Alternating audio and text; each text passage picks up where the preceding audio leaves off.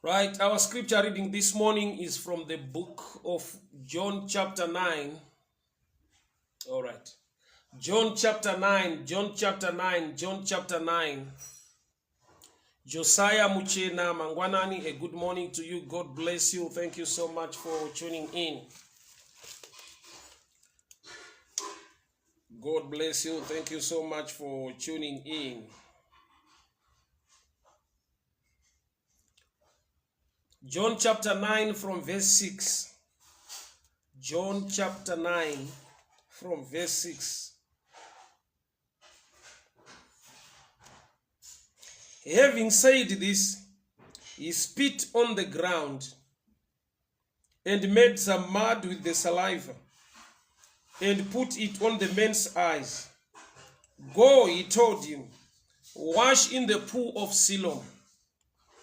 This word means sent. So the man went and washed and came home seeing. His neighbors and those who had formerly seen him begging asked, "Isn't this the same man who used to sit and beg?" Some claimed that he was. Others said, "No, he only looks like him." But he himself insisted, "I am the man." "How then were your eyes opened?" they demanded. He replied, "The man they call Jesus made some mud and put it on my eyes. He told me to go to Siloam and wash. So I went and washed. Then I could see." "Where is the man?" they asked him. "I don't know," he said. Father, we thank you for such a time to hear your word. Speak to us, instruct us, correct us, empower us for the glory of your name. In the mighty name of Jesus, amen and amen.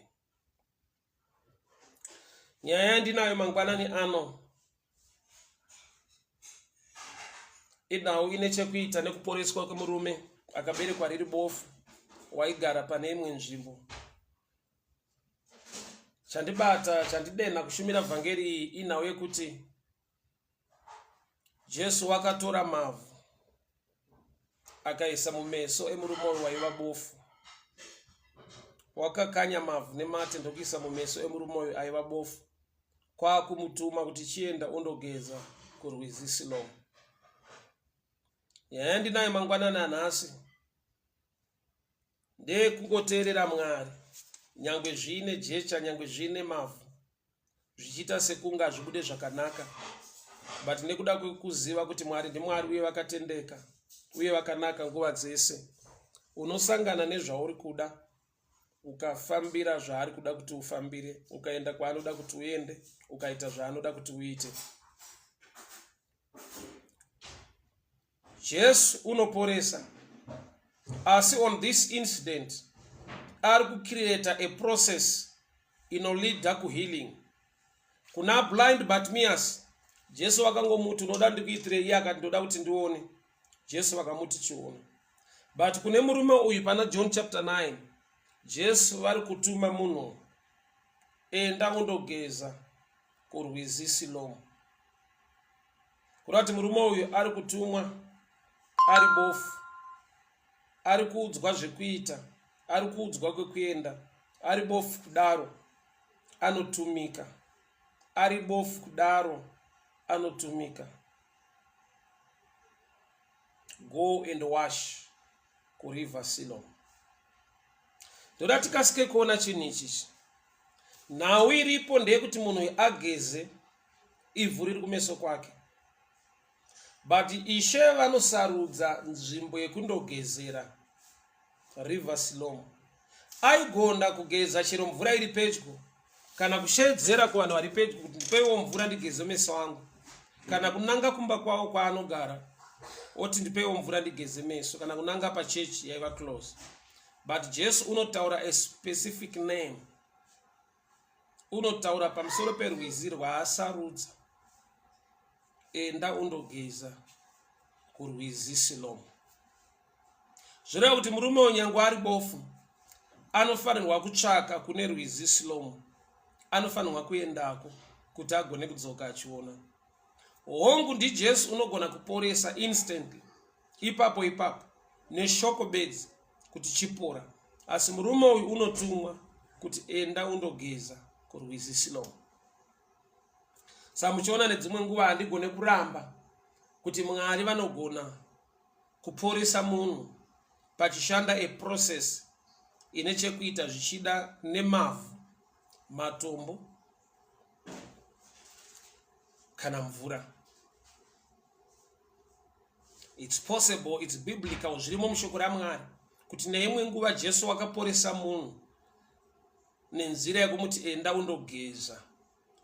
So uriko muteuro wokutoti munhu andogeza, iwo ndo muteuro wokugeza. Mai wanze kutaura netsvauro go and wash kuriver Siloamu.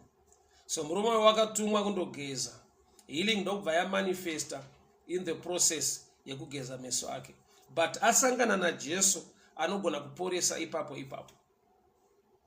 Asi regai ndikasike kubata pamusoro perwizi runonzi Siloamu. Bible rati paverse 7, he told him to go and wash in the pool of Siloamu, and this means the name of the river Siloamu zvinoreva kuti kutumwa kana kuti to be sent. In other words, Jesu ari kutiratidza kuti pane imwe nguva yekuti munhu ndinogona kusangana naye kana kuti anogona kuuya kwandiri achida zvaanoda kuti ini saMwari ndimuitire, but already on the ground there are people who were sent by God kuti vadile nesituation yemunhu. Nokuti Siloamu zvinongoreva kuti kutumwa, to be sent, kutumwa. Saka iri irwizi riri kuyerera. In other words, the blessing yagara ichingoflowa, but munhu asiri aware yekuti ndonowana ropafadzo yangu kubva neshepapi. Inzwai, munhu uyu asangana naJesu anoporesa, but ari kunzi enda undogeza kurwizi Siloamu. Zvoreva kuti muna Kristu mune dzimwe nyaya, mune mamwe maissues anogadzirisika kana munhu aziva zvekuita kana kuti kwekuenda kana kuti wekukonektana naye. Ndiri kureva kuti muna Mwari mune kudelegatwa kwakaitwa ropafadzo kana kuti basa. Mwari vasikamuka, kana vasikamuka vaiendesa kuna Adamu. Adamu zvaataura zvaareva ndoratova zita remhuka, kureva kuti ivo Mwari pachavo vane creative ability, simba rekusika, vakapawo Adamu assignment to name the animals. Zvoreva kuti muvanhu mune assignment dzirimo dzine umwari. Ipapapa handisi kuti vanhu vanamate vanhu, ndiri kuti haugone kunamata uchiavoida vanhu nekuda kwekuti kune zvimwe zvakaiswa muvanhu naMwari. River Siloamu zvinongoreva kuti to be sent, kutumwa, kuda kuti kune kwaunofanirwa kuenda kwakatumwa naMwari, kwakatumirwa nhau dzako. Nokuti murume uyu akandogeza chero rwizi zviri pachena kuti upofu haupere, asi anogona kungochena ivhu rinobva kumaziso. Nekuda kwekuti zita rekuti Siloamu rinongoreva kuti kutumwa, kuda kuti rakatumirwa upofu hwemurume uyu. Dzingava dziriko dzimwe mvura murume aigona kundogeza, chaitika ndechekuti dai akageza kana nemvura yemudhishi kana patepi, mavhu aibva kumeso.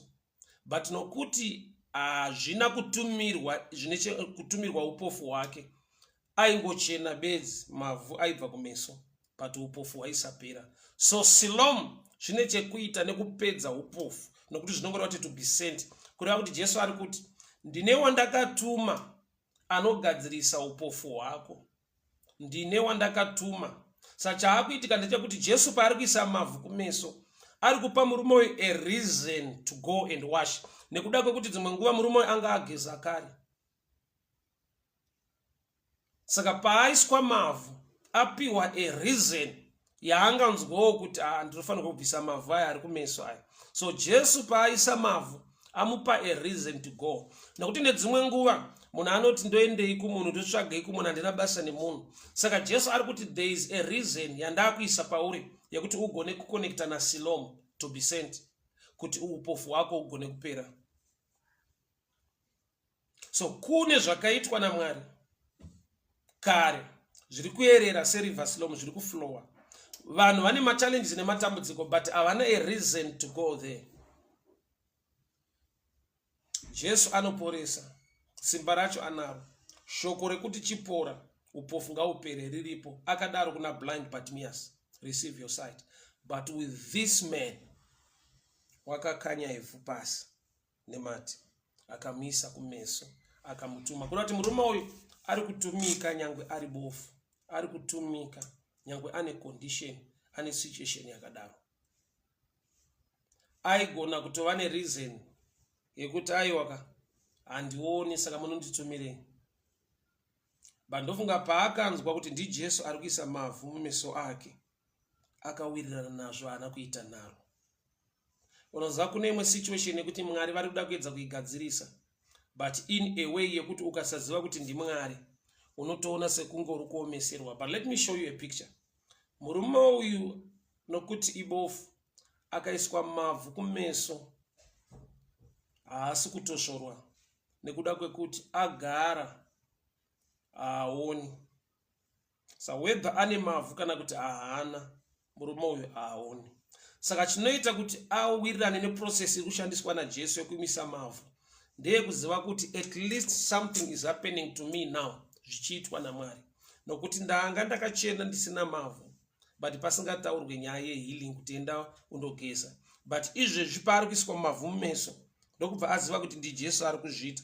Anowirirana nepfungwa iyoyo nekuda kwekuti ega anotoziva kuti even ndisina mavhu ndagara handioni. So there is no need to complain kana process ichiinvolva kuiswa kwemavhu kumeso.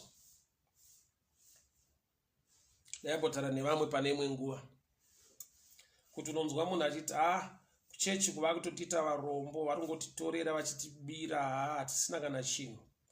Kazhinji unoti ukatarisa munhu anokomplaina kudaro, even asati apa haana.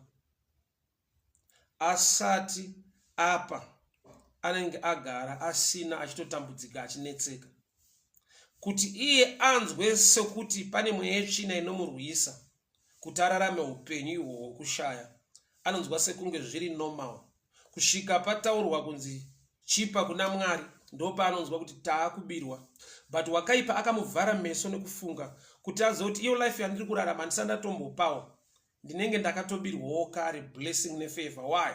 Because ndisati ndapa ndagara handinawo chandinacho, ndingoriwo munhu upenyu hwacho hunozopisa tsitsi. So kana paakutaura bofu, ndiri kuedza kutaura kuti bofu haritoshorwe. Even rikaita sekunge ratoshorwa, harinyanyokomplaina zvakanyanya nekuda kwekuti even pasina mavhu haoni. Maresults anongova mamwe chete. Pane munhu wokuti even asati apa, nokuti kana achikomplaina kuti kupa kwatiri kuita, tiri kuitwa varombo, tiri kutorerwa, tiri kubirwa, asati apa life yake ine urombo, iye inotaridza kuti mweya yetsvina yakamubira blessing, haana chaainacho.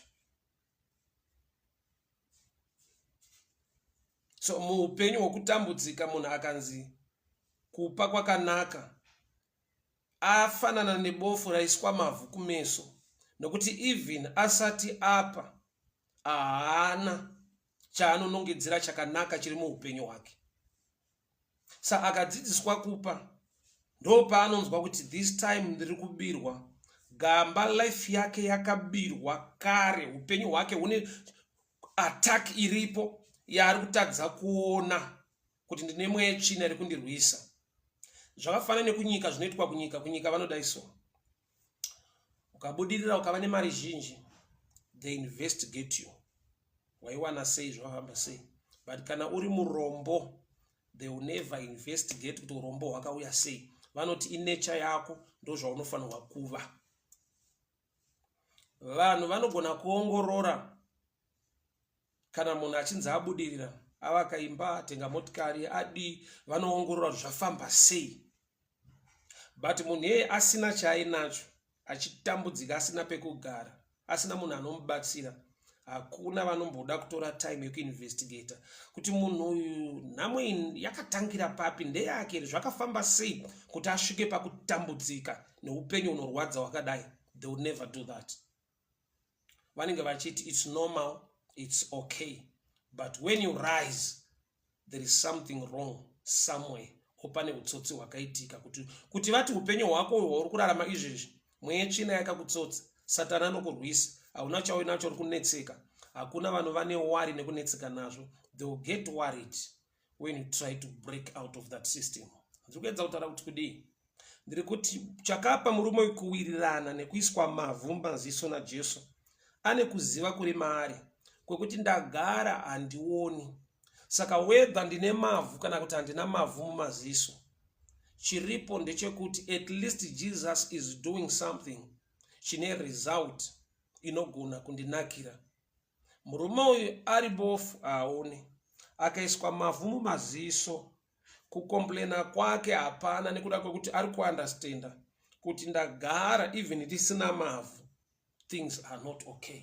Saka zviri kuiswa naJesu mandiri hazvisi kundiita bofu, nekuti ndagara ndiri bofu handisi kuona. Ndoda ndimbocreata imwe reasoning inogona kutibatsira pakuita zvinhu zvaMwari. Pane nguva yekuti munhu anonzwa sekuti Mwari chavanoda kuti ndiite vari kundiomesera. Gamba vasati vati uite zvavanoda kuti uite, upenyu hwako hwakatooma and you are not worried about it. Unozvitreata sekunge zviri normal. Oza kune life inofanirwa kukurwadza kana waziva the original plan and the original mind of God. Dambudziko revana vaAdamu, Cain and Abel i1. Vakaberekwa nevabereki vanga vadzingwa mugarden. So dzimwe nguva vakava nepfungwa yekuti isu tiri type yemujango yemusango. But original plan, Mwari vasika munhu vakaisa munhu mugarden. So information yepakutanga ikava missing. Munhu anoita settle for less, anogamuchira zviripo. Gamba anofanirwa kurwadziwa nezviripo kana achiziva zvakaitika ane original information. Vana vanoti Cain and Abel vakaberekwa nevabereki vanga vadzingwa mugarden. Eden means pleasure. Eden means abundance. Kurati vanga vaberekwa nevabereki vakabuda muabundance, vakurarama out of sweat, vakurarama life in punishment, vachitila a cursed ground. So havana dzimwe nguva havana kupiwa information. I don't blame Adam and Eve for one reason. There are things you only learn by experience. Problem yavo ya Adam na Eve, they were the first parents. Vari kubereka mhondi yekutanga Cain. Zvichibva pakuti kudii? Adam na Eve havana kubvira vambovavo vana. Uya akangosikwa ari munhu mukuru achitodawo mukadzi wake. Mwari akatoti it's not good for a man to be alone. Uya achitongopedza kusikwa achiendawo kumurume. So hapana pavakayamwa mukaka, hapana pavakaita mahumbwe, hapana pavakarerwa nevabereki. Saka ivo sevanhu vasina kurerwa nevabereki, vasina kumbobvawo vava vana vakangosikwa vari vanhu vakuru, there is a part iri missing mavari yekuva mwana. Nokuti kana wakambova mwana unogona kuzonzwisisa kana wane mwana, kufunga kwemwana nekuita kwemwana uye nekuisa discipline mumwana. There are things in life you only know or learn through or by experience. No matter how intelligent you are, but Adam and Eve chinoita kuti vabereke the first murderer inhau yekuti something was lacking in them. Vaingoti vana vedu vari kutamba, gamba vana kwane kwavaenda vane zvavafungirana kusvika mumwe auraya mumwe. But dambudziko parinodzokerera pariri nderepekuti there are things you only learn and understand through experience. So Adam na Eve havana kubvira vambovavo vana, asi vapiwa an assignment yekurera vana. So uchiona in life you need to trust somebody ane nhororondo, somebody akura nekunzwisisa zvimwe zvinhu muupenyu. Saka uchiona neimwe nguva Mwari vanokupfudza nedzimwe nzira, neimwe nguva inorema inorwadza. Iwe une gift or a calling of a leader so that you can handle others who are pa right position or pa higher position. Look at Joseph. Mukomana anonzi Joseph anopfura nemuprison nemhosva yaasina kuita but ine evidence. That teaching yaiswa maari ndeyekuti haisi yese nyaya yamuchawana evidence but zvichireva kuti munhu akaita mhosva. Kurati kune nyaya dzekuti evidence is not enough. Ndiri kuti kudii kwavo. Matare edzimhosva edu kana vachitonga nyaya, they want evidence on the ground. Joseph evidence yakapresentwa namai Potiphar, evidence was there, but it was not true kuti aida kurepa mai Potiphar. So here Joseph akazova a minister, a governor, a man on the throne, he knows and he understands kuti kune dzimwe nyaya, kune vamwe vanhu vari mumajeri vasina mhosva. So there are times kuti ukapfuura maybe nekuprison kana vanomoto yekuprison ine vasungwa, unochingoti matsotsa aya, mbavha idzi, macriminals aya. Yet some of them, evidence was there, but it's not true kuti vakacommit such a crime. Innocent people, they even go to jail. Innocent people, they can even get hanged. Paunganidzwa evidence is original. Ndaiverenge documentary kwa America. There was a boy who was sentenced to death at the age of 14 or 15. Then after 70 or 50 years, she got discovered when a matter heads motion. He was innocent. He was accused of rape, a black young boy accused of rape in America. Akayengwa. Yet after 70 years, he got discovered that he was innocent. Even innocent people can be sentenced to death in society atiri, because one evidence yavanoda on the ground. So there's a process pane panopfurwa napo panokubatsira kuti ugone kunzwisisa nekuziva kuti ma situations aya anoitika. Sapane nguva yekuti you are destined for greatness, but process yeupenyu hwako ine ma challenges ekuti unoti ukaudzwa so kuti mauri mune zviombe Mwari vane zvikuru zvavada kuita newe, unoramba nesituations arikufurana nadzo. Gamba izvozvo zvatenderwa kuti ugova ne know how, ugova nekunzwisisa nekuziva. When kana wapa position yepamusoro, you can handle better vari muma lower positions. So it's good to love and trust munhu ane nhoroondo, munhu ano understand that the society, community nemaramiro anoita vanhu for the sake of good governance tomorrow. But let me just move to this man. So this man was born blind. Jesu process yaari kushandisa ndeyekukanya mate neve omisa mumeso. And this man is not complaining at all. Why? Nekuda kwekuti maari mune knowledge, mune understanding yekuti zviri kuitwa naShe zvakandinakira, nyangwe zvichiita sekunge zvinoisa mavhu tsvina mandiri, but ndiri kuziva kuti iprocess inolida mukureceive sight. Saka kana ndaiswa mavhu mumeso, handina kutosvorwa, handina kudisturbwa nekuda kwekuti ndagara even ndisina mavhu handioni. So pane nguva yekuti, okay, I'll take you to the widow yekuZarepati. Elijah atumwa kushirikadzi yeZarepati. Shirikadzi inobva yati naMwari chaiye, kumba kune flour shoma nemafuta zvishoma, zvokuti ini nemwana wangu kana tadya tobva tafa hedu. The meal iriko haisi kuzova sustain for a long time. Ari kutoziva kuti ini nemwana wangu tikadya zvobva zvapera, then we die. Mwari ndokubva vatuma a guest, a prophet, kuti the blessing iripo, he must join this meal. Meal yavari kuziva kuti ini nemwana wangu tikadya tobva tafa, Elijah anotuma kuti andodya nawo. Uri kuona here kuti mukadzi haana chekurambira, nyangwe aimboda kutsika-tsika, chekurambira hapana, nechikonzero chekuti even Elijah akasadya ati iye ini nemwana wangu tikadya tobva tafa. So kuva nemuenzi kana a guest ada kukujoina ipakudya hazvifanirwi kukurwadza nekukunetsa nekuda kwekuti even akasadya ini nemwana wangu tobva tafa. So kumutendera kuti uya udye hako hazvifanirwi kurwadza, haifanirwi kuva burden. Why? Nokuti maresults muri kuaziva kuti ini nemwana wangu even tikatoomera pari kungofa munhu.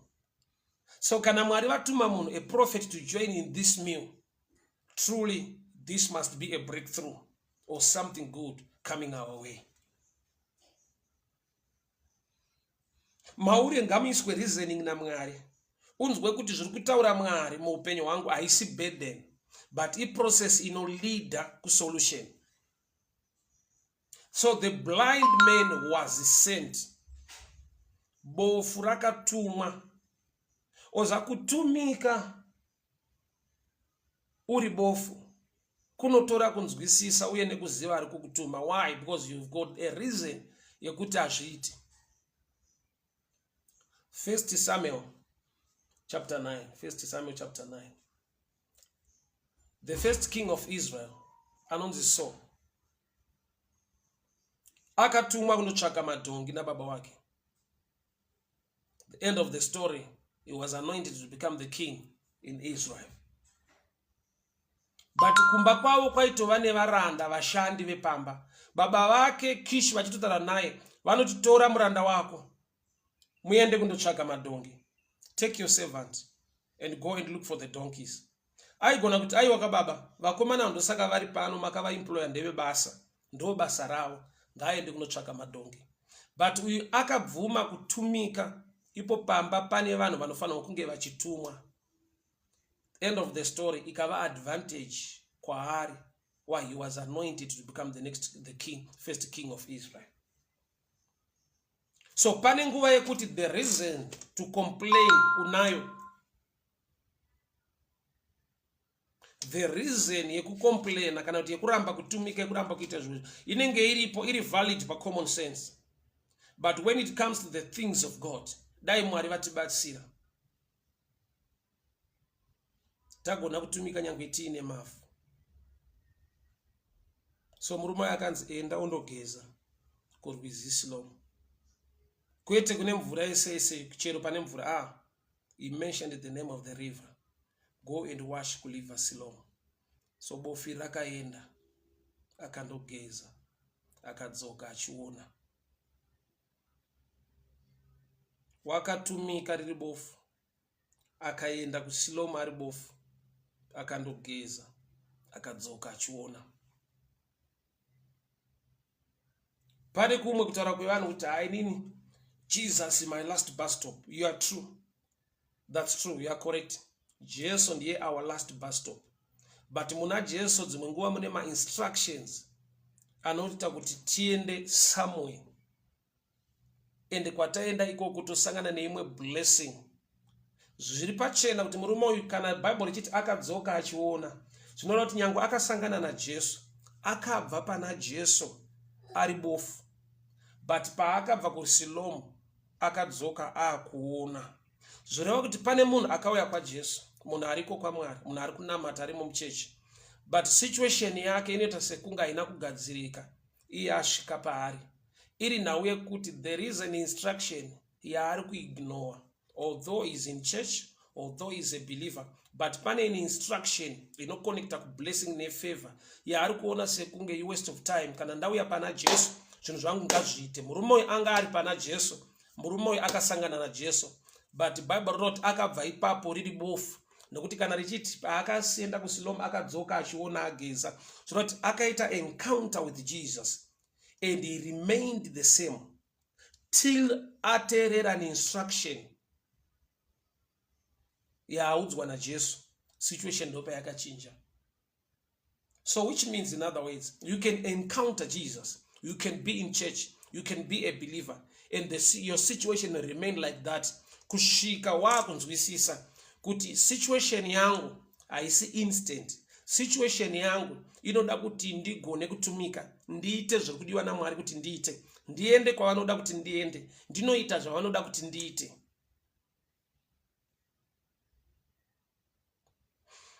Murume uyu wakaenda kurwizi kundogeza akadzoka achiona. Zvoroti akabva pana Jesu ari bofu akaita encounter naKristu. Instead yekungoporeswa kupiwa healing ipapo, akapiwa an instruction yekuita follow kusvika zvinhu zvaita. Hama dzangu mukunamata Mwari, mune nyaya dzekuti munhu akaignore ma instructions iwayo, ma principles iwayo, anogona kufungidzira kuti Mwari havamude kana kuti haasi kunamata Mwari chaiye. Gamba murume uyo wakatumwa ari bofu akaenda. Oza pane patinomirira kuti dai zvitange zvaita kuti nditumike.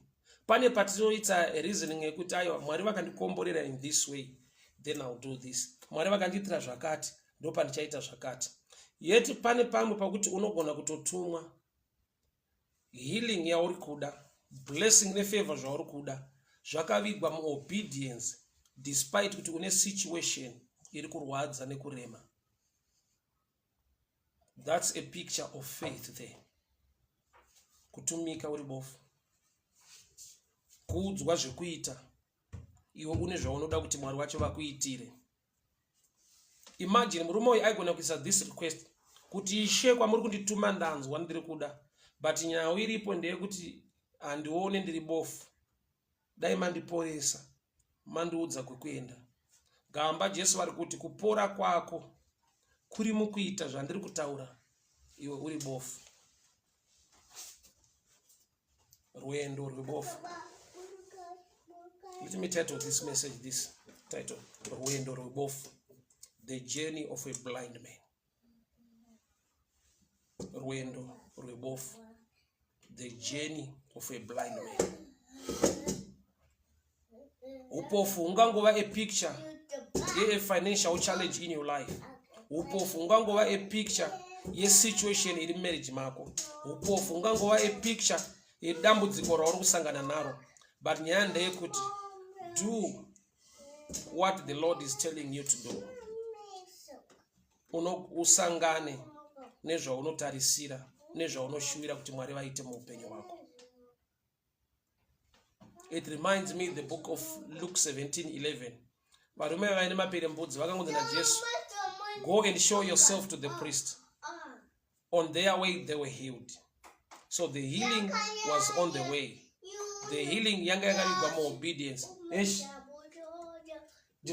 Divine. Ndinogara uko usaimbe. Please. Ndinona makatuni, please. Sorry for distraction. So this man ari kutumika ari bofu. Ari kungotipa a picture kuti pane panodimandwa obedience, iwe uri mu challenge. Obedience uri mu challenge. Ma reasons nyangwe aripo aunoona sekunge ari valid, it does not matter. Nekuda kwekuti dzimwe nguva inzwai, we are living in a society ine vanhu kuteerera kutaura kwaMwari sometimes kunoita sekunge hauna kurongeka. Why? Because the move of faith haisi mu common sense, iri mu realm yekungoita zvataura Mwari. Ndiri kuti kudi, when this man was going to River Siloam, along the way ndofunga vanhu vaimubvunza, where are you going? Zvichida vamwe vaigona kumutarisa kumeso oti ko iye akuzadza mavhu kumeso ndiani? Oti ndi Jesu. Akuisirei mavhu? Aisa mavhu ndokubva andituma kuti enda undogeza.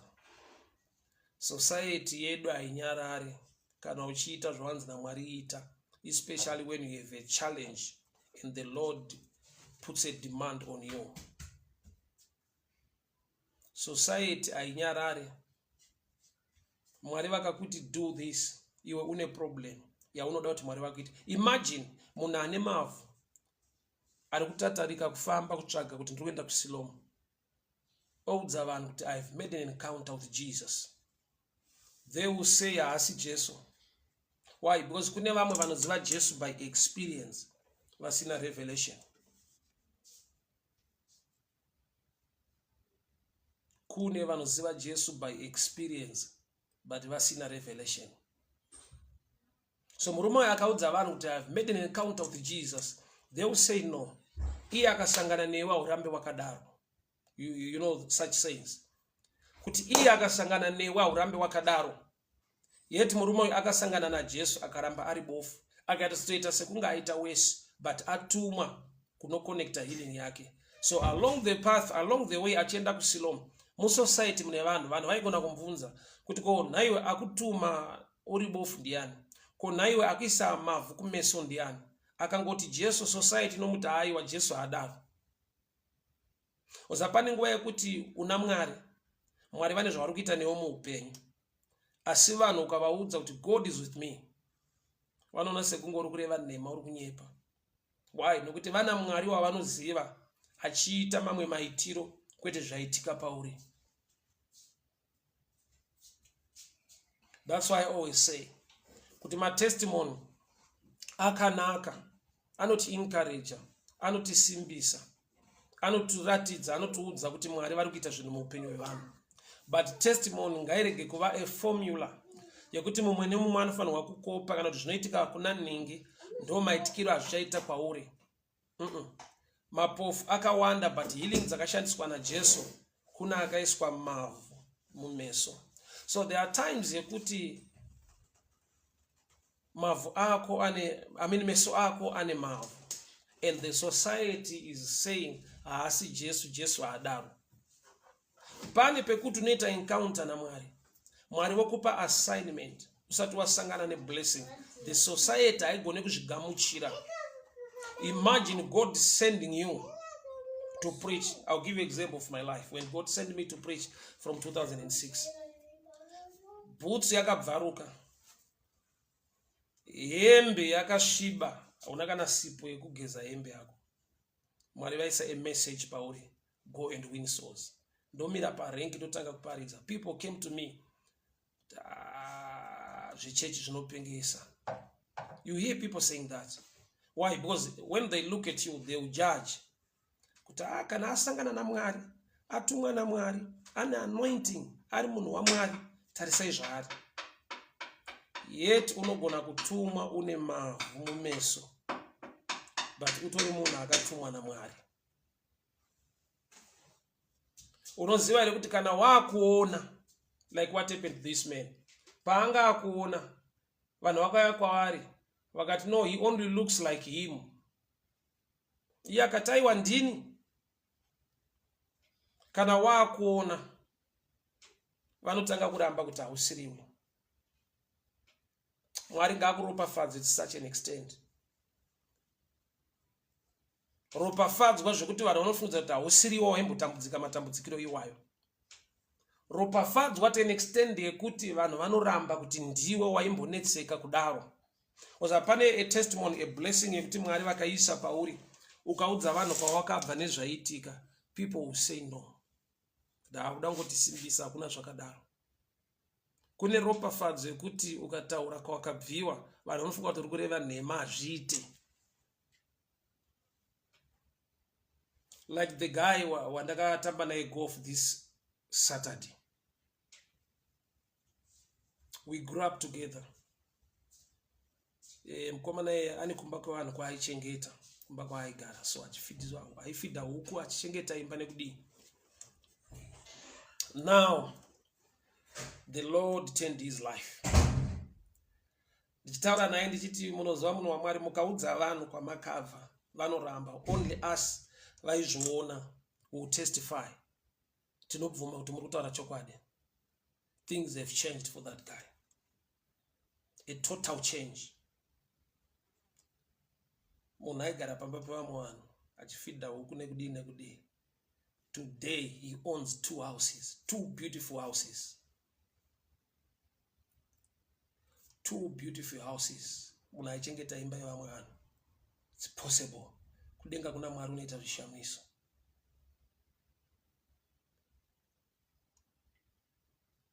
Murume uyu wakaropafadzwa to an extent yekuti history yake haimechi ende hazvibvumiki. Only those vakamuona ari musituation iyoyo ndo vanogona kubvuma. Asi vazhinji hazviite kuti vanhu vabvume, hazviite. How can you own 2 houses kana uri munhu aimbochengeta imba yevamwe vanhu uchifidha huku dzavamwe vanhu kuti uwane pekugara? How can you own 2 good houses? That's the grace of God. Oza kune life yevanhu yekuti ukatarisa unongoti asi Mwari munoshamisa. Haudi kuti akuparidzire life yako ukaiona akakudza kwaakabva. It's enough kuti uzive kuti kudenga kuna Mwari unoita zvishamiso. Hakuna situation Mwari yavanotadza hazviite. Situation yemurume iyoyo vakaigona to an extent yekuti unomboti chii chakanyanyoitika. That's the grace of God. Zvinoita kutumika une mavhu. Society ikataura nezvemavhu ari kumeso mako, learn to ignore the society. Isiri kuziva zviri kuitwa naMwari muupenyu hwako. The challenge in our times ndeyekuti society ikatara kuti une mavhu mumeso, nyangwe ari Jesu aisa mavhu uye akutuma kuti enda unogeza uone, unogona kuwana munhu anokubvisa mavhu iwayo. Okay, I'll give you this understanding. It's a bit scientific, but I'm sure you can understand. Lifestyle ye butterfly. Lifestyle ye butterfly, or the life cycle of a butterfly. Pane panenge riri gonye, riri a worm, riri mu cocoon, something like a plastic. So rinozo break up that cocoon. Mukati kanenge kari kachinzi ka larva or a worm. Cannot break up that cocoon, kobuda, kozo develop ma feathers to become a butterfly. So butterfly rinomotanga riri gonye, riri a larva, riri mu cocoon. But time you no break up the cocoon, the process is a bit hard. Why? Because pakano rwadziwa kaita senga kumanikidzira break up the cocoon kuti kabude imomo. Kanenge kachi strengthen ma muscles kuti kagone kuzofly. So pakaita munhu anogona kubatsira ku break up that cocoon kuti that larva or that worm ibude, auraya the potential of flying pa butterfly. Nikuda kwekuti parinozova butterfly rane ma feathers, rinofana kunge rakadevelopa ma muscles to flip kuti rigone kubhururuka. So there is a hard process that will harden its muscles and develop it, so it will fly as a butterfly. So pane nguva yekuti unofunza kuti Mwari havako, uchipindane nezvinorema nezvakaoma, vanhu vachikuignore, vachikusiya, but there is a level ya unofanirwa kusvika yekuti unofanirwa kubhururuka wega. Pane unokuti kana wakubhururuka unoenda kwaunoda, unoenda kure, unosimuka kuenda mudenga level ya unoda. But kana ma muscles, I mean ma wings akavapo, usina ma muscles ane power to fly, unoendeswa kwa usingade nekuti unongochitakurwa nevanhu. So the lifestyle of a butterfly is a picture yemurume bofu ari kutumwa, asingafanirwa kubviswa mavhu nevamwe vanhu vanosangana naye, asingafanirwa kupiwa advice nevanhu muroad kuti bvisa mavhu aya, ndiani akuisa mavhu, asi Jesu mudzi ako kunamatira chete, zvemavhu hazvisirizvo. You will see kuti in life pane nguva yekuti nyangwe Mwari uinavo, people will not look at you, people will not stand with you, people will not come close to you, people will not help you, yet God is with you. Why? Uri pa stage from being a butterfly, or from being a worm to become a butterfly. So to strengthen your muscles, you don't need any help. You must break the cocoon. Ne power, ne kurwadziwa, so that you'll be able to fly or to flip wings in the future. Rwendo rwebofu arwidi maadvisor. Rwendo rwebofu rinogona kubviswa mavhu nevanhu in the name of help, but vachikonzera kuti munhu azotadza kuona muupenyu hwake hwese. Rwendo rwebofu arwidi vanhu vanouya neadvice inodzivisa kuti munhu atadze kusvika kusilomu. Nokuti vamwe vanogona kuti vakaona bofu vobva varinzwira tsitsi voti uya pasera apa tine mvura iri mubhaketi ugeze. Ramba uchiti ndatumwa kusilomu kundogeza. People of God, hear me very well. Unogona kuita encounter na Kristu, wasangana naye, but sei zvichiramba zvakadaro iwe wakasangana naye anochinja upenyu. Your situation yaida kuti uteerere my instructions zvaanotaura kuti uite. Ichokwadi tine zvatinoda kuti Mwari vatiitire. Gamba kune zvimwe zvakavigwa mukuita zvavanoda kuti tiite. Kana achikutuma kuti enda unogeza ku River Siloam, don't worry about what people will say along the way. I met people ndichiparidza parengi kuwadzana, wakauya kwandiri vakanditi mukoma kana ari Mwari ngaakuropafadze muwanewo kana hembe dzakanaka dzekupfeka, makamira pamberi pevanhu kudai so. because you are not presentable. Kana ari Mwari dai zvadai, kana ari Mwari dai atanga kuitira zvakati. But I've come to realize kuti pane nguva yekuti kune rwendo rwebofu. Chandinoziva aurambe uri bofu kana wabvuma kutumika na Kristu. Chandinoziva azvirambe zvakadaro kana watenda munyasha dzake, wateerera kutaura kwake. Ongu zvinorema, zvinorwadza kuita rwendo rwebofu. Nokuti society ine zvainofunga. Society ine zvainotaura. But kuramba wakamira pakutaura kwake kunokusanganisa nebreakthrough yauri kutsvaka. He came back a receiver sight. He came back ava kuona. Nokuti wakashika kuSilomu ukageza. Bible rati Silomu means to be sent.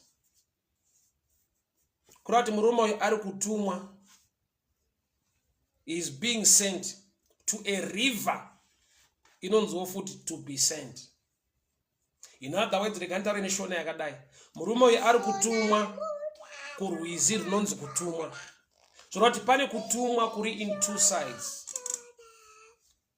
Ari kutumwa kuti aende kune zvakatumwa kare. In other words, Mwari vane blessing yavakatuma, yavakarayira muupenyu hwako. But yaunofanirwa kutumika kuti ugone kusangana nayo. Murume uyu ari kutumwa kurwizi runonzi Silomu, rinoreva kuti kutumwa. So he is being sent to a river inonzi iyo to be sent. In other words, pane a clash yekutumwa panapa. In other words, vhangeri randinaro Jesu vari kutaura mangwanana ndezvekuti bvuma kutumika nokuti already ndine zvandakatuma zvine chekuita nebreakthrough neblessing yako. So the river was already flowing, the river was already there. Silomu yagara iriko, murume yari bofu. Kutumwa kurati pane vakatumwa, kune blessing yakarayirwa iri in command. Yaunongonosangana nayo kana iwe watumika. Kwete nokuti uri pana Kristu, but kana watumika na Kristu wacho. Munoziva here kuti kune ropafadzo yatinotsvaka kudenga, yatinotsvaka kuna Mwari, but iri already available on the ground. But iri nhau yekuti munhu haasi kuita zvakataura Mwari. Nokuti pane paunoti dai Mwari vaita zvakati, gamba kune ropafadzo yavakadeposita in place, kusvika wasvika ipapo, waita zvinoitwa ipapo. Kune ropafadzo yakaiswa on the ground, kune blessing iriko. I always love to give examples. Ndinoda ndikupe picture. Kana shoko richiti mukadzi akanaka anobva kuna Mwari, which is true. But hapana paungapinde muprayer, paungaende kuchechi, paungatsanye. Chibuda muprayer, denga rorelease mukadzi, utobuda wakamubata ruoko kuti abva kudenga. Scripture iyo inongoda kuzadzikiswa nekuunderstanda zvinhu zviri simple on the ground. Mukadzi akanaka anobva kuna Mwari, asi anowanikwa kumaraini kwavo uye anopfimbwa. Why? Nokuti hapana paanozongouya as an angel, but kune maprocess. Kurati akatoreliswa naMwari kuti ave mudzimai wako, akabva kuna Mwari.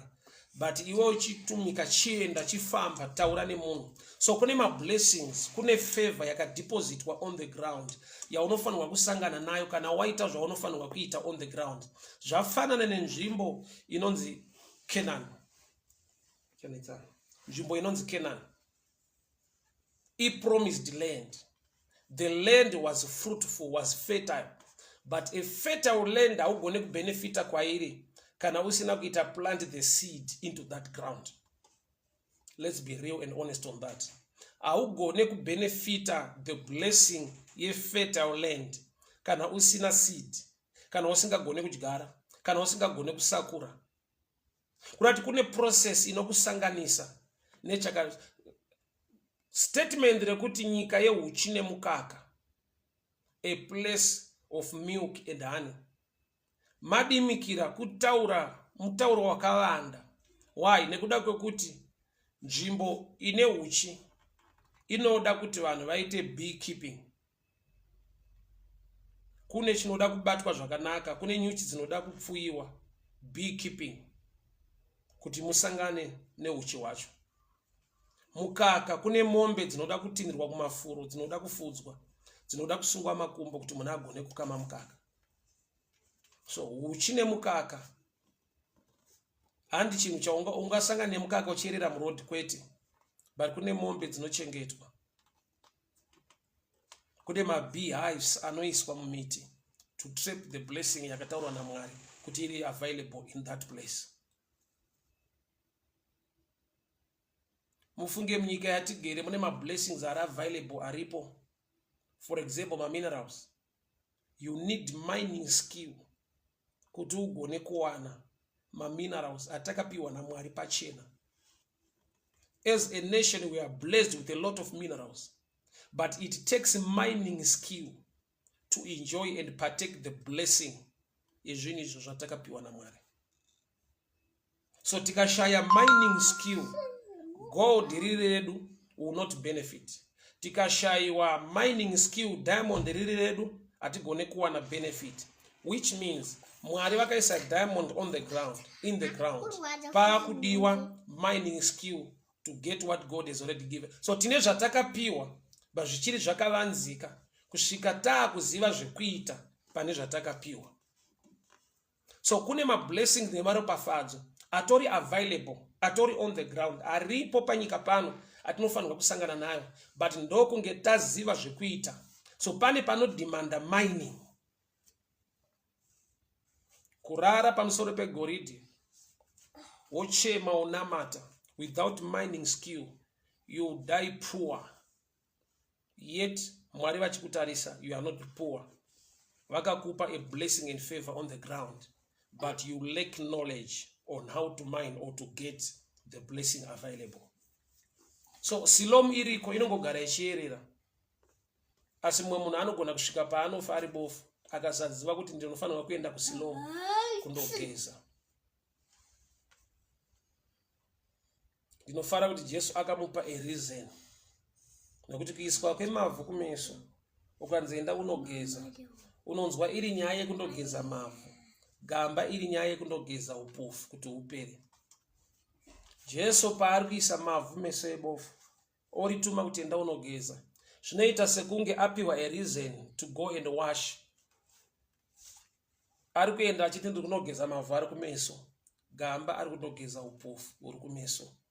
So Ishe vangomupa a reason kuti agone kutumika, agone kusvika. Hama dzangu, Mwari werugare vakugonesei, Mwari wenyasha vakuchengetei, tisanganiswe zvakare nenyasha dzaMwari. Shoko randinaro mangwanani nanhasi rinonzi rwendo rwebofu. Kutumika musituation yakaoma kudai, kutumika munguva inorema kudai, asi chandinoziva Mwari wedu haasi mutsauri wevanhu, Mwari wedu harevi nhema. There is a blessing and favor waiting for you when you do according to what the Lord says. Akarongosi Faith Mafuta, Mulungu akudariseni, zikomo kwambiri. Thank you so much for tuning in. Pauline Mudikani, a blessed morning to you.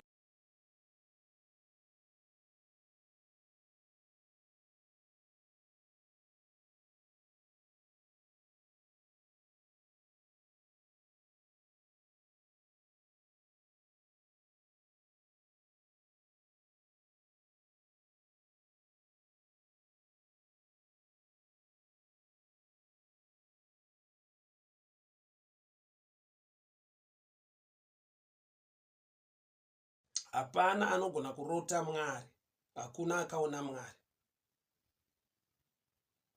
But chinoitika ndechekuti sometimes you unoita madreams, unorota a man of God, a woman of God, a prophet, an evangelist. Unorota vanhu vaMwari vawakatenda ukagamuchira. Sometimes unogona kurota vachitaura newe. Chiri kuitika ndechekuti Mwari vada kuti vacreate, ndiMwari vanenge vachitaura newe, but vanoshandisa the face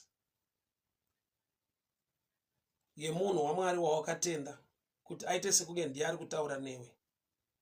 Why? Nekuda kwekuti Mwari vada kuti vacreate a relationship yekuti ugone kudzidza kubva kune munhu wavo. Hausi kurota prophet kana warota prophet. Itsika yaMwari yekuti Bishop Eli pachechi kana Mwari vakuda kutaura naSamuel, vanotora the voice raBishop Eli nekuda kwekuti varoda kucreate a respect kana kuti order. Our God is a God of order.